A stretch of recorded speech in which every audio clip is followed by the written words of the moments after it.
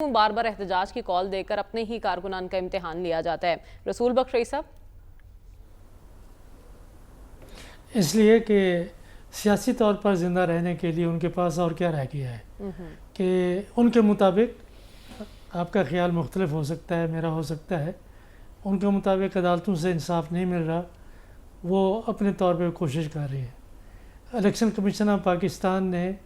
جس انداز میں انہیں ٹریٹ کیا ہے وہ سمجھتے ہیں کہ وہ نارمل طریقہ نہیں ہے۔ تو بار بار احتجاج کر کے اور اب احتجاجی تحریک میں ناکامی سے کچھ حاصل ہو رہا ہے انہیں؟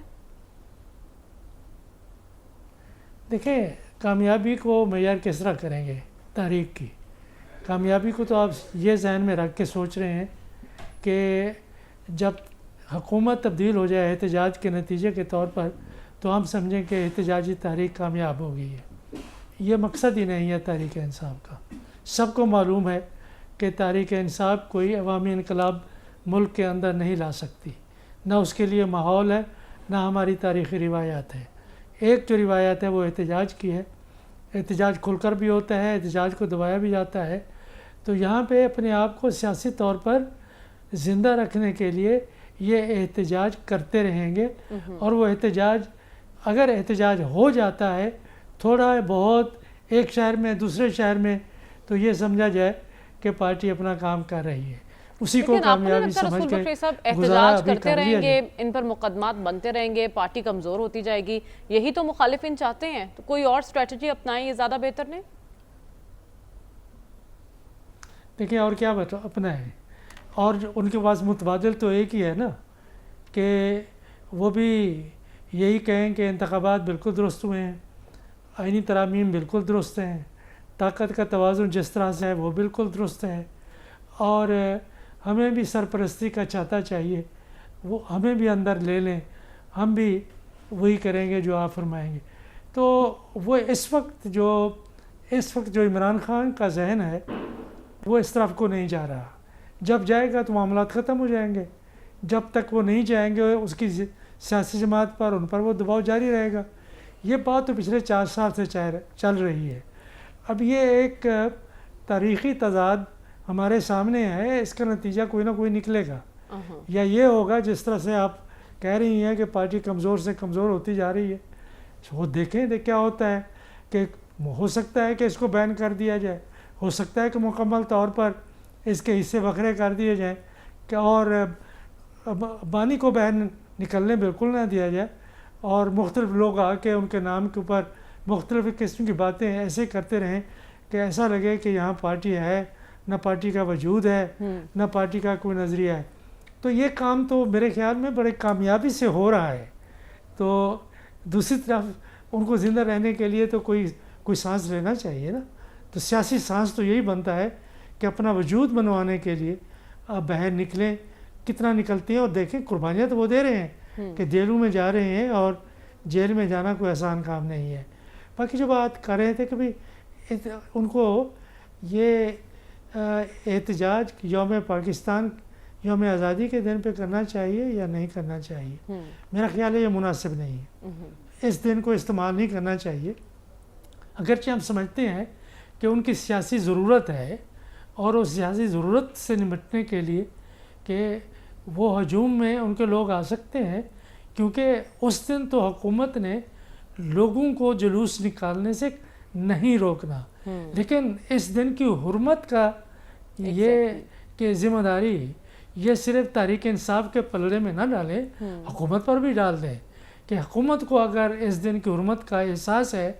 تو تحریک انصاف سے کہے کہ اس دن آپ احتجاج نہ کریں، 15 تاریخ کو ہم آپ کو اجازت دے دیتے ہیں، 16 کو اجازت دے دیتے ہیں، 17 کو اجازت دے دیتے ہیں۔ اس وقت نہ حکومت کو اس دن کا احترام مقصود ہے، نہ تحریک انصاف کو، اس لیے ہمارے تہوار بھی سیاسی مفادات کی نظر ہوتے چلے جا رہے ہیں۔ حکومت اگر یہ درخواست کرے تو پی ٹی آئی مان لے گی آپ کے خیال میں؟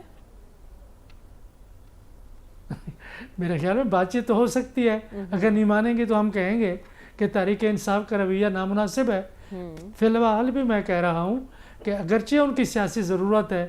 اس دن احتجاج نہیں کرنا چاہیے، لیکن آپ کہہ رہے ہیں کہ پی ٹی آئی احتجاج پر احتجاج سیاسی سپیس کے لیے کر رہی ہے، تو سیاسی سپیس حاصل کرنے کے لیے ایک ٹیبل پر بیٹھ کے بات چیت بھی تو ہو سکتی ہے، لیکن اس طرف تو مجھے نہیں لگتا کہ وہاں بانی یہ خیال کر رہے ہیں کہ حکومت سے بات چیت کریں، وہ تو کہیں اور بات چیت کرنا چاہتے ہیں۔ لیکن تو رسول بخش رئی صاحب، ایک تو یہ معاملہ جو آپ کے سامنے رکھا گیا ہے، دوسرا خواجہ صاحب نے جو ٹویٹ کیا ہے اس کے حقائق کیا ہیں؟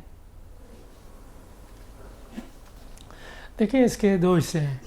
ایک لحاظ سے تو میں خواجہ صاحب کے بیان کو بہت اہم سمجھتا ہوں، لیکن اس کے ساتھ یہ بیان انتہائی افسوسناک بھی ہے۔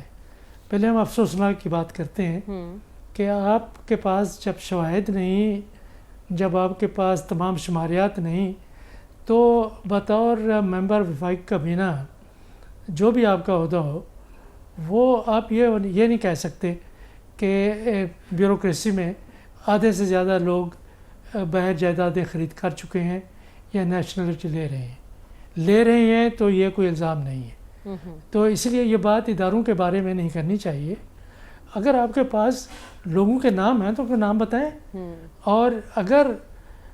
کابینہ کا رکن